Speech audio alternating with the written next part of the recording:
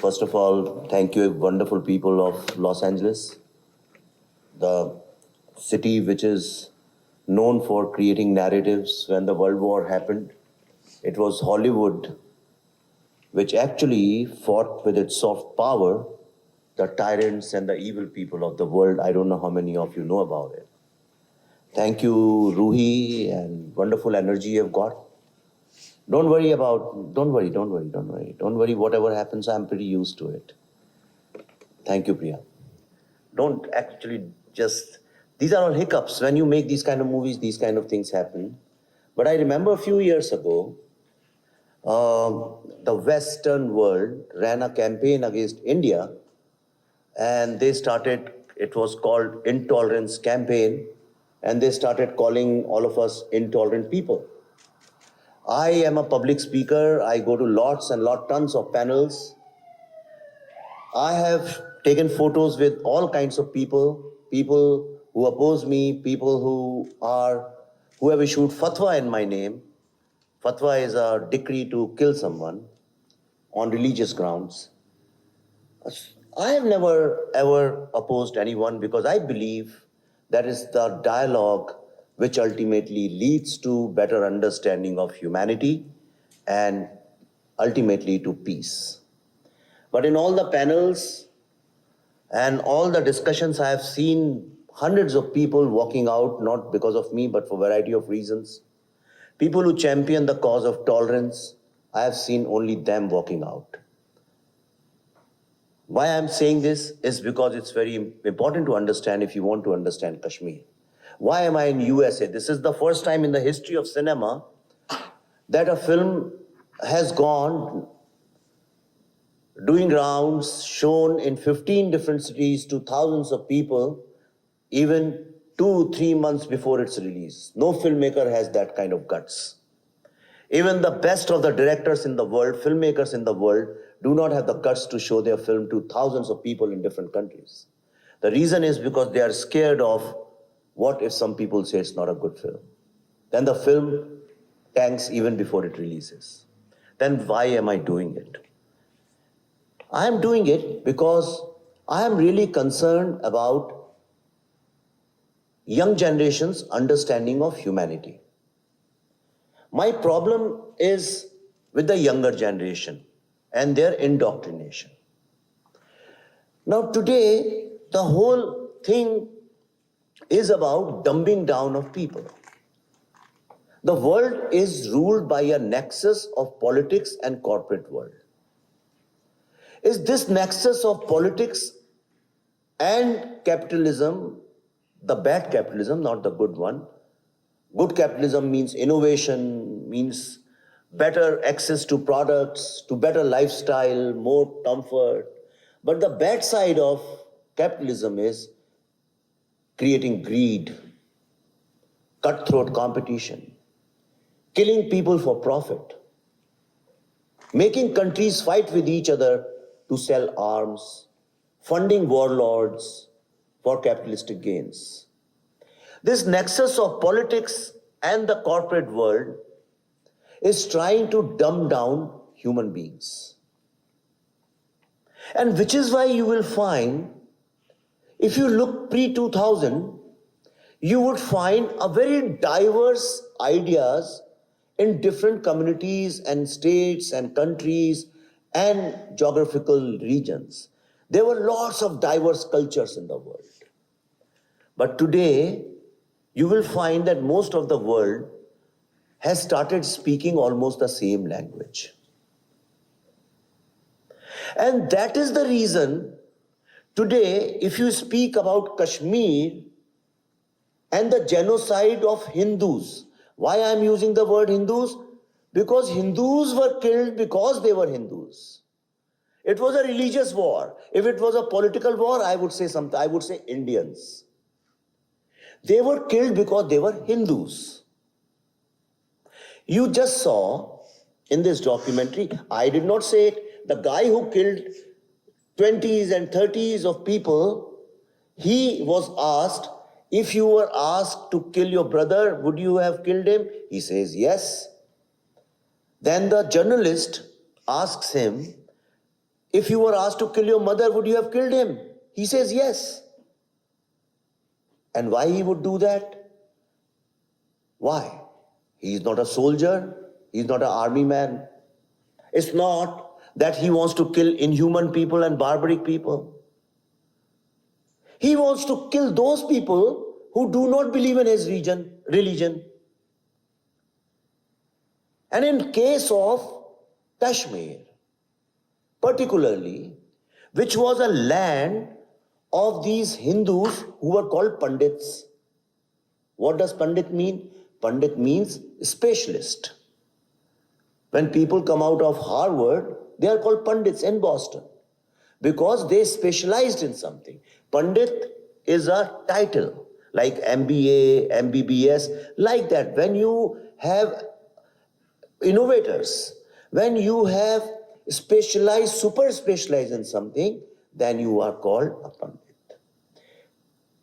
Now it's a coincidence. It's not a coincidence. They were Hindus.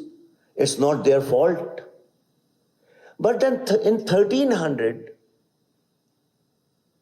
AD, some people from Iran and Iraq who were persecuted. These persecuted people from Iran and Iraq tried to find refuge in many other countries, but nobody gave them refuge. So they landed up in India. Because the motto of India is Vasudhaiv Kutumbakam, which means we are one family. The whole world is one family. The entire world is one family. So they gave refuge to them. Those who do not know, India is the only country on this earth which has given refuge to all the persecuted communities without questioning it. Because we believe this whole world is one family. Everybody is a family member.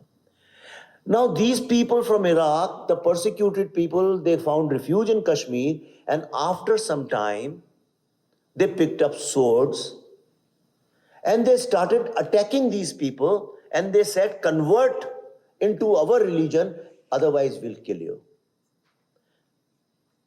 And that's how the first exodus of Kashmiri Pandits took place. It happened again and again and again. 7 times they have been thrown out of their own homeland. The land which was 100% Hindu population today is 0% Hindu population. It's been taken over by people who are professional terrorists. The problem is, because India does not do any lobbying, India does not give money to politicians because it's illegal in India. Indian media is not as powerful as New York Times, Washington Post, or BBC or CNN, the Western media.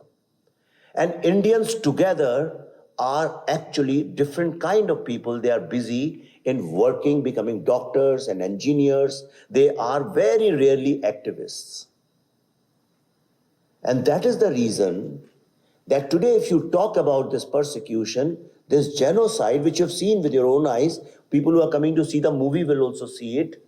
If you utter a word against it, you are called Islamophobic. I'm just presenting facts to you. It is for you to decide. And I'm not saying, of course, there is Islamophobia. There are terrorists who are funded by the actors of the geopolitics. First, Russia and America, they used to fund warlords. It's not a hidden fact. USA still funds warlords in Middle East. Russia still does. Now China is doing that.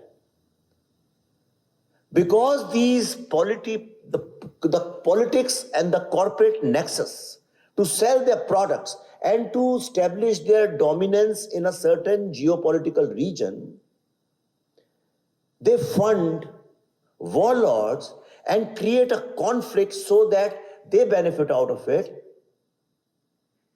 The entire society gets a bad name.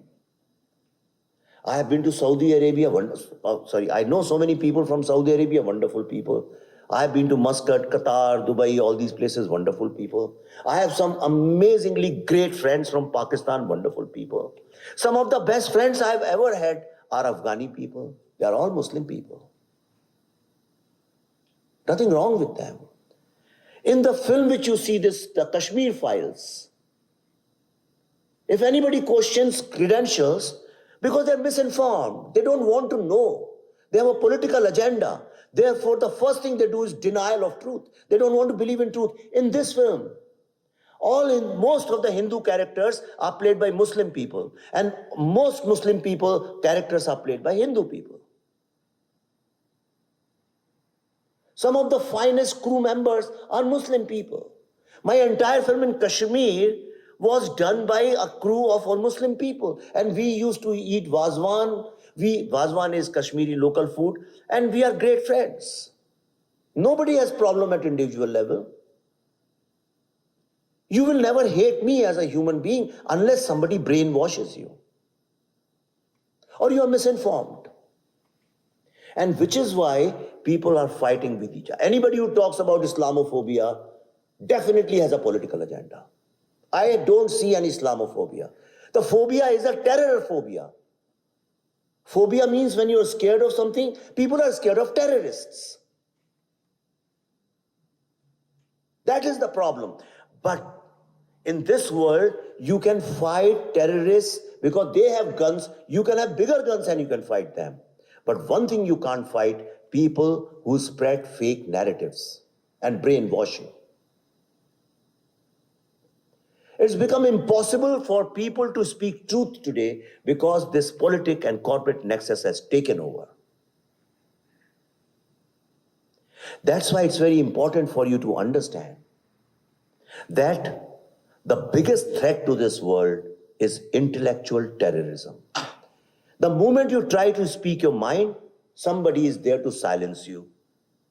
How do they silence?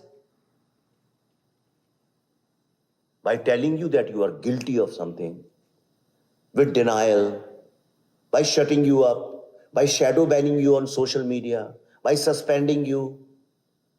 They try every trick in the book to silence anybody who's against their political agenda. Which is why it's very important for creative people to tell the truth. And with that intention, we made this film, The Kashmir Files. And we knew, because it's a sensitive subject, there'll be lots and lots of problems with it. So we let it be the story of the victims. Like Pallavi told you, we met victims, interviewed them. Every single word which you'll see in the film is coming straight from the victims' mouths. And what happened in Kashmir, it wasn't just Hindus who were killed. Any moderate Muslim who raised voice against terrorism was killed. Christians who raised voice against terrorism were killed. Buddhists who raised voice against terrorism were killed. Every single person who raised voice against terrorism was killed. Just for your information, there is a fatwa issued against my name, which is a religious decree to kill someone. But I am not going to be silenced. Please come and watch this film on the 30th, and you will realize that if there is tomorrow, I'm sorry, I'm really lost with dates and places. I'm traveling every day. So my request is come and see the film, and you will understand when we keep silent, humanity suffers. I am here in USA to spread the word about humanity because only in India we created a concept of oneness. In India, in our great philosophy, when you are asked how to treat others, the only answer is there are no others. We believe in the whole world is one family, and that is the only message this film spreads. So please, you're most welcome to see it tomorrow. Thank you very much.